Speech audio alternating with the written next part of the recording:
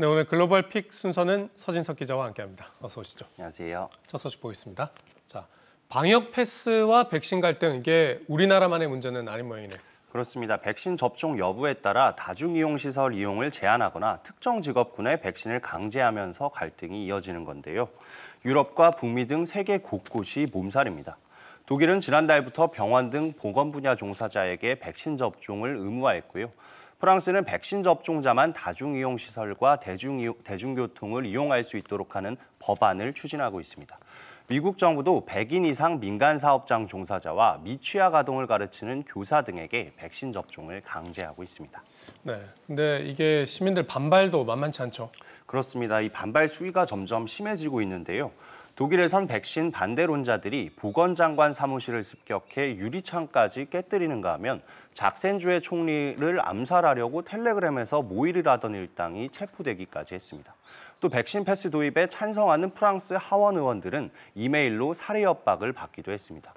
백신 강제에 대한 사법부의 판단은 엇갈리고 있는데요. 미국 루이지애나 지방법원은 교사에 대한 백신 의무 접종은 위법이라고 판결 내렸지만 연방 항소법원은 민간 사업장에 대한 접종 의무화 명령은 적법하다고 판시했습니다. 네, 우리는 학원은 이제 정지가 됐고 마트나 식당, 카페도 법원으로 간 걸로 알고 있는데 사법부 판단 한번 지켜봐야겠습니다. 네, 두 번째 소식 보죠. 자, 대면 수업을 강행했더니 학교를 아예 안 나와버리는 경우가 많아지고 있나 보네요. 네, 시카고에서 교원 노조가 등교 수업 거부에 들어갔다는 소식 전해드렸는데요. 대면 수업을 재개한 다른 지역 상황은 어떨까요? 원격 수업을 주정부 차원에서 금지한 매사추세츠주 사례가 대표적인데요. 한마디로 카오스, 혼돈 그 자체라는 게 현장 반응입니다. 이달 들어 보스턴에서만 1,000명 넘는 교직원이 병가로 결근했고요. 한 학군에선 병가 사유의 60%가 코로나 때문이란 집계도 나왔습니다. 보스턴 학생들의 결석률도 30%를 웃돌고 있습니다. 학교에 버스 기사가 없어 다른 학교 직원을 공유하는 등 제대로 된 등교조차 어려운 실정인데요. 학습 결손을 막기 위해 학년을 연장하거나 토요일에도 수업을 해야 한다는 주장까지 나오고 있습니다. 네, 이게 학교 문은 열었지만 수업이 제대로 안 되고 있는 상황인 건데, 근데 문제가 이것만이 아니라고요. 그렇습니다. 미국에서 많은 지역에서 가정에 코로나 검사 키트를 보내주고 학교에 오기 전에 검사를 받고 오도록 하는데요. 그런데 이 검사 키트에 유통기한이 지난 제품이 다수 포함된 것으로 알려져 논란입니다. 매사추세츠주가 조사를 해보니 키트 27,000개 가운데 3,000개가 유효기간이 지난 것들이었습니다.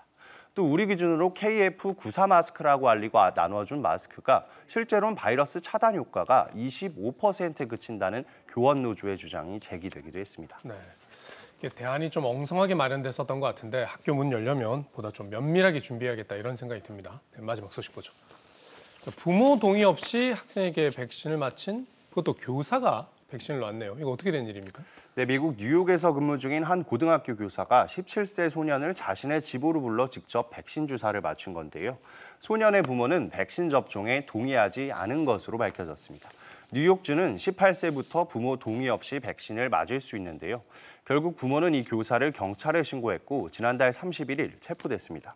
해당 학교 측은 즉시 교사를 직위해제했고 학교는 이 사건과 관련이 없다고 해명했습니다. 네, 이게 상당히 불법적인 일이 발생한 건데 어쩌다가 이런 일을 하게 된 건지 좀 내막이 자세히 전해지면 또 소식을 전해주시죠. 오늘 잘 들었습니다.